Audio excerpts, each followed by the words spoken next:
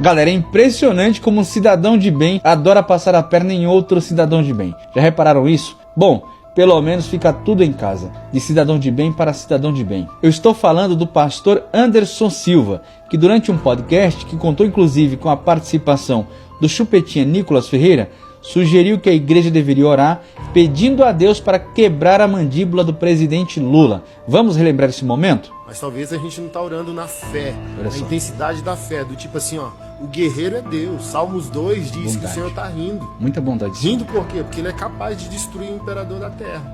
Então assim, ó, falta essas orações imprecatórias do salmista. Senhor, mata meus inimigos. Olha. Quebra os dentes dos meus inimigos. Falta a gente orar assim, Senhor, arrebenta a mandíbula do Lula.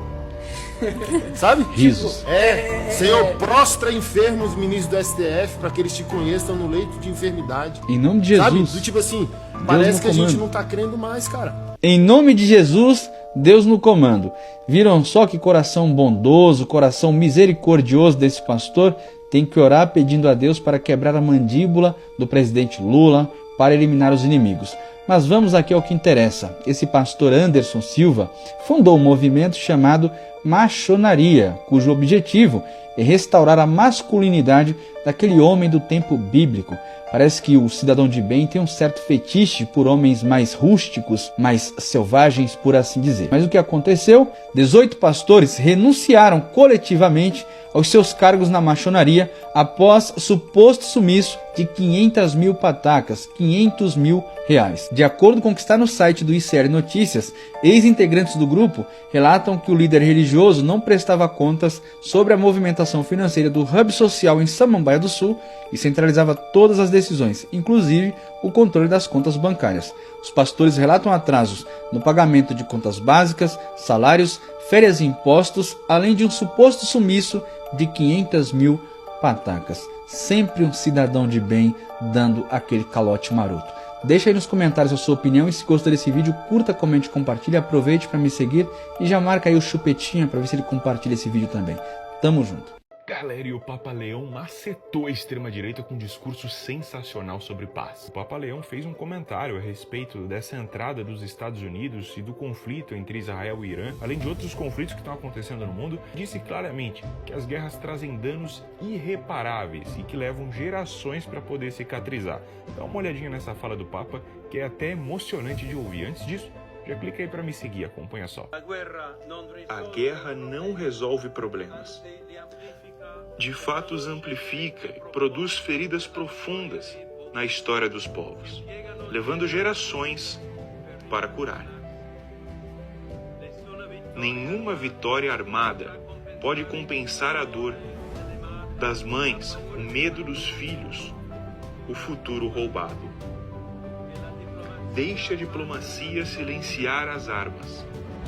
Que as nações tracem seu futuro com obras de paz, não com violência e conflitos sangrentos.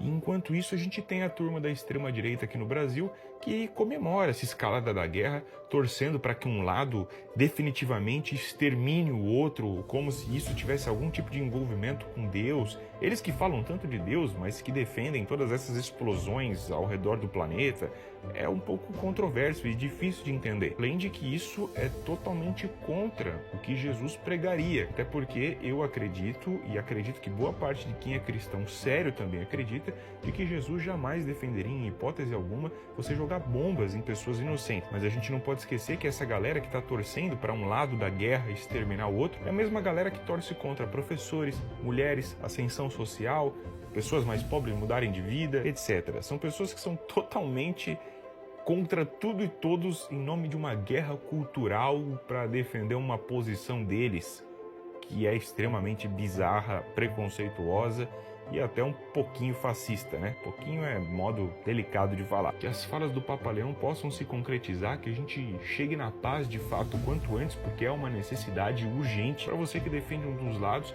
repense muito bem no que você está defendendo, até porque muitas vezes esse seu pensamento aí é só porque está acontecendo muito distante de você. Se fosse perto da sua casa, você seria um dos primeiros a defender o fim. Isso se você se mantivesse vivo. Então eu já peço para que nesse vídeo aqui você comente aqui, deixe alguma mensagem de paz, boa, de esperança, sua boa energia aí pra gente estar junto no fim dessas guerras que estão ao redor do mundo. Não esquece também de compartilhar esse vídeo, quem sabe acorda aí um amigo seu que segue para acompanhar mais conteúdo que nem esse aqui. Aí a gadaiada, porque você tá zombando, porque o mito tá com pneumonia. Eu não zombei, apenas disse o seguinte, que ele podia aquietar o rabo em casa, ficar quieto. Não, viajando o Brasil todinho, veio aqui pro Nordeste, foi pra Goiás, não sei pra onde, pra todo canto, andando de avião, abraçando criança, adulto, idoso, contaminando o povo. O que eu disse foi isso. Inclusive, ele continua aí convocando vocês aí, aliados dele,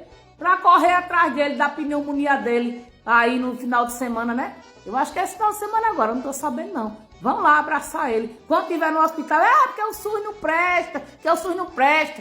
Quem não presta é vocês. O Brasil precisa de cada um de nós. Você está convidado. Compareça na Paulista. É por justiça, é por liberdade. Aí é o vírus da gripe aí no meio do mundo e vocês aglomerando. Se eu estivesse no hospital, quando chegasse lá, vem de onde? Lá do ato do Príncipe das Trevas, final da fila. Vem de onde? Tava correndo atrás de Bolsonaro, final da fila. Se eu trabalhasse lá, ia ser desse jeito. Se lembre que você vai pro SUS, que você reclama. E o Príncipe das Trevas, ó, DF está.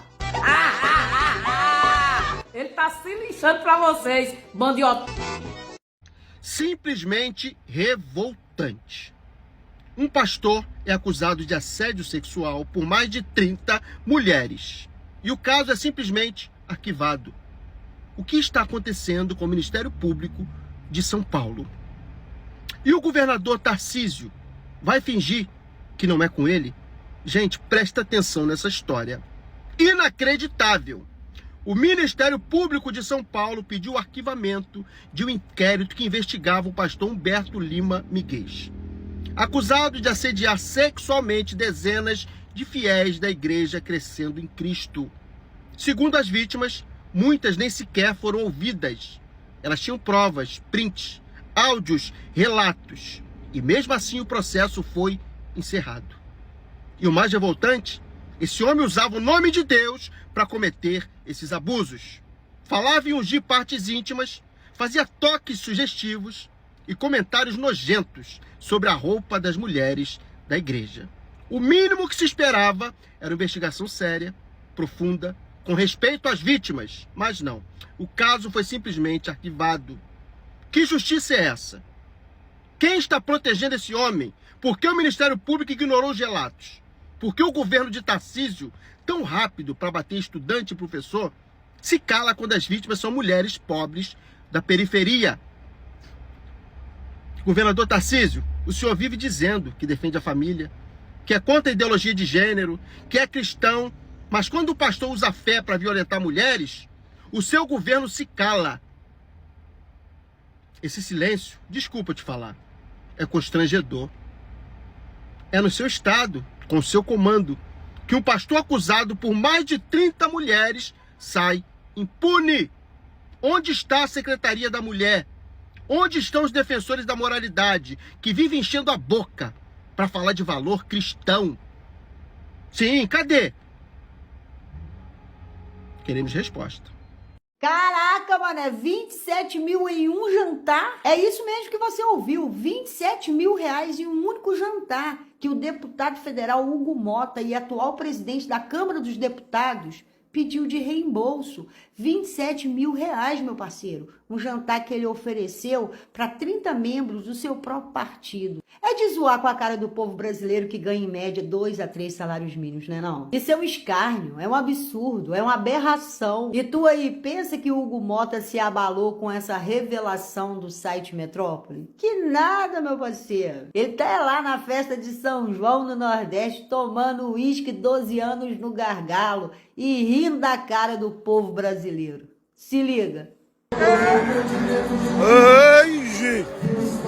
Chamou porque aqui, viu, deputado? Aê! Eita! O homem tá feliz demais, viu? Mole não. Pressão, Hugo! E o pior de tudo é que eu tenho certeza que vai aparecer ainda um defensor de político nesse vídeo para poder falar assim, mas ele estava de folga.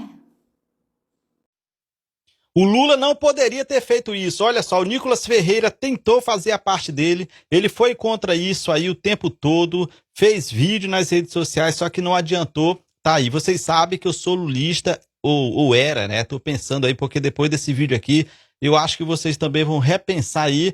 E olha que eu tô há 2 anos, 3 anos aqui defendendo o governo Lula, só que dessa vez ele foi longe demais. Você pode ver a tristeza, você vai ver a tristeza no tom de voz aí do cidadão aí que foi afetado, porque só quem foi afetado aí com essa medida aí é que sabe onde é que dói no bolso do trabalhador. Olha só. Aí, pessoal, estamos aqui no Catarina.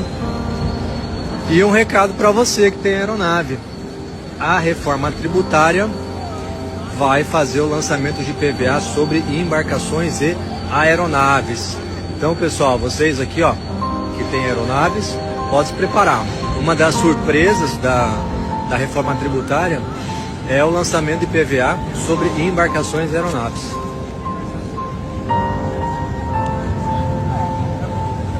Pessoal, como vocês viram aí o relato aí do cidadão trabalhador aí, né? Não compensa mais você ter seus jatinhos, seus iates no quintal, na piscina de casa. Não vai compensar mais não, cara. Vamos ter que dar uma pausa aí, vender o que a gente tem aí e ver se entra aí, né? Porque é o seguinte, corta a Bolsa Família, essas coisas aí dos pobres. Agora, querer taxar quem tem aí nossos iatezinhos ou nosso jatinho, isso aí a gente não aceita, né, pessoal? Aí fica muito difícil isso aí, ó. Eu falei, se eu mandar, eu entrei na guerra. Eu falei, se eu mandar, sabe, as munições que você está pedindo, eu entrei na guerra. E eu não quero entrar na guerra, eu quero acabar com a guerra. Eu não quero entrar na guerra, eu quero acabar com a guerra. Esse é o meu dilema e esse é o meu compromisso.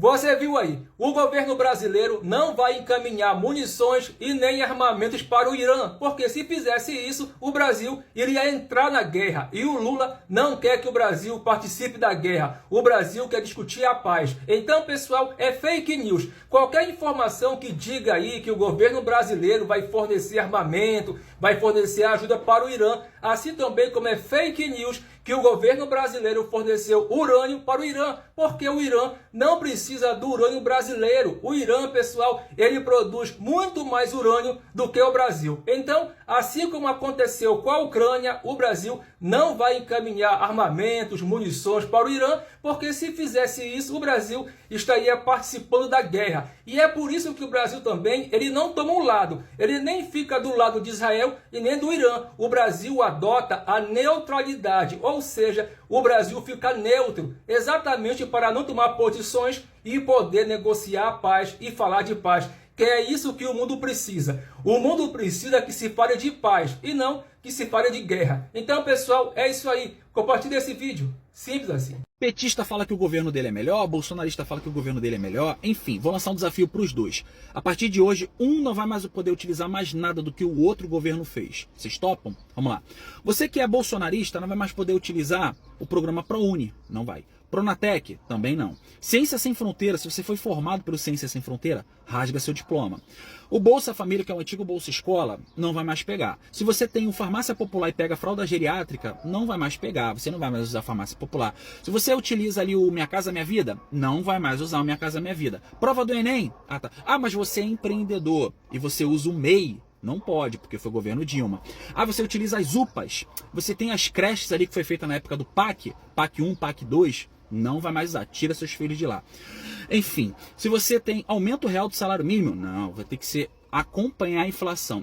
Isenção no imposto de renda. Quem ganhava até R$ 1.700 estava pagando imposto de renda, então você vai ter que pagar imposto de renda. E você que é petista, cara? Você que é petista não vai mais poder ter CNH de 10 anos. Você que é petista não vai mais poder utilizar o... Não, Pix é do governo Michel Temer. Enfim, cara, fala aí o que o Bolsonaro fez, gente. Fala aí pra mim. E aí, vocês topam esse desafio? Você que é petista e você é bolsonarista? É claro que vocês já repararam que a bandeira de Israel é muito usada em eventos evangélicos, como a Marcha para Jesus, que aconteceu neste final de semana em São Paulo, em atos de conservadores aqui no Brasil. E o mais curioso de tudo isso é que os judeus, que são o povo predominante de Israel, nem acreditam em Jesus como um ser divino, o Messias, o Salvador, alguém enviado por Deus. A resposta é múltipla e envolve a Bíblia, a política e a manipulação religiosa. Muitos evangélicos acreditam que os judeus são o povo escolhido por Jeová e que Deus abençoa quem abençoar Israel e amaldiçoa quem amaldiçoar Israel, que os judeus foram o povo que deu Jesus ao mundo. Outros evangélicos acreditam que a existência de Israel é o cumprimento de uma profecia bíblica que diz que a volta dos judeus à Terra Prometida é um sinal dos fins dos tempos e da volta de Jesus. E também tem as questões políticas. Israel tem um governo conservador, de direita, fascista. Muitos evangélicos se simpatizam com essas ideias. Também é uma forma de se alinhar mundialmente com o movimento conservador. Como geralmente a esquerda critica os ataques e bombardeios de Israel à Palestina e ao mundo muçulmano em geral, para os evangélicos, apoiar Israel é se mostrar contra a esquerda. E misturando religião com política, muitos evangélicos acreditam que uma aliança política, um apoio a Israel, é uma aliança com Deus. Além de tudo isso, tem a questão do preconceito e da intolerância religiosa ao islamismo, aos árabes e aos persas. Vocês acham que os evangélicos estão certos ou errados nesse alinhamento automático a Israel, não se importando que Israel está matando milhares e milhares de pessoas inocentes, inclusive crianças, mulheres, idosos e doentes? Escreve aqui nos comentários. Feliz, apaixonado por Donald Trump. Eu, cristão, bolsonarista e evangélico. Tudo de bom, além do conservadorismo. Estou feliz, porque Donald Trump pegou a luta da nossa terra natal, da terra prometida, a que ama Jesus e ama a gente. Os cristãos, conservadores de direita, bolsonaristas, netanyahistas também. Veja, você não acredita? Veja o amor deles pelo nosso povo.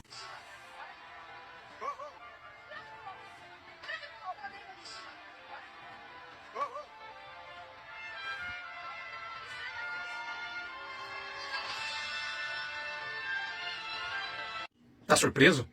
Eu não tô. Afinal, a Israel de Deus, já passou faz tempo. Só quem vive com bandeirinha nas costas, dizendo que Israel é o povo e a terra prometida, tá muito enganado.